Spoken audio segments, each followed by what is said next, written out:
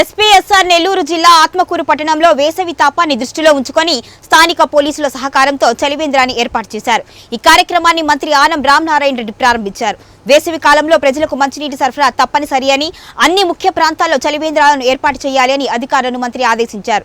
ముఖ్యంగా గ్రామాల నుంచి పట్టణాలకు వచ్చిపోతున్న ప్రయాణికులకు తాగునీటి సౌకర్యం అందించేందుకు ప్రతి గ్రామంలో కూడా చలివేంద్రాలను ఏర్పాటు చేయాల్సిన అవసరం ఉంది అని మంత్రి పేర్కొన్నారు.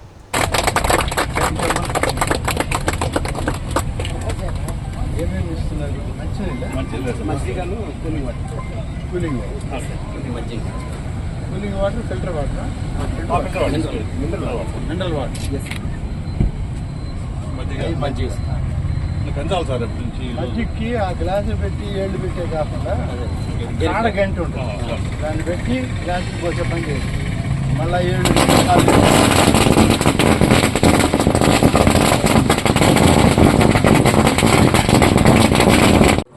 ఈరోజు ఆత్మకూరు సబ్ డివిజన్లో ఆత్మకూరు సర్కిల్ లిమిట్స్లో డిఎస్పీ గారు, సిఐ గారు, ఎస్ఐలు, అలాగే సంఘం సిఐ గారు, వారి ఎస్ఐలు, ఇక్కడ ఉన్నటువంటి మెన్ సంబంధించి పోలీస్ కానిస్టేబుల్స్, ఏఆర్ కానిస్టేబుల్స్ అందరూ కలిసి, లోకల్ కానిస్టేబుల్స్ అందరూ సోదరులు కలిసి ఇక్కడ ఒక వేసవి సమయంలో ప్రయాణికులకి ఇబ్బంది లేకుండా ఈ హాస్పిటల్కి వచ్చేటువంటి అనేక మంది వ్యాధిగ్రస్తులు ఉంటారు, వారికి తోడొచ్చిన వారు కూడా ఉంటారు.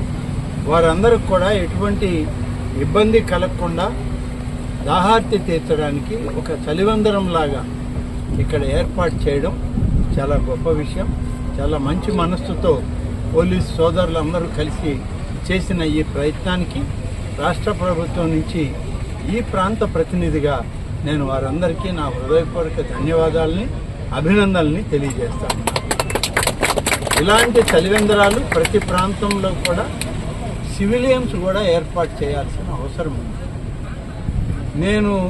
నాకు తెలిసిన వరకు దీని తర్వాత అధికారులకు కూడా ఆదేశాలు ఇవ్వడం జరుగుతుంది.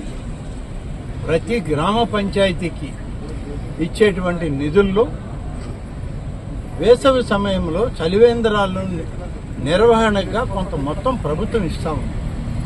కానీ గడిచిన 4-5 సంవత్సరాల నుంచి ఏ గ్రామ పంచాయతీ కూడా చలివేంద్రాలు పెట్టి ఆ వచ్చేపోయేటువంటి ప్రయాణికులకు కానీ గ్రామస్తులకు కానీ గుక్కెడు మంచినీళ్ళు ఇచ్చిన పాపాన పోలేదు. ఇవాళ అవన్నీ రివ్యూ చేయమంటాను అధికారులని.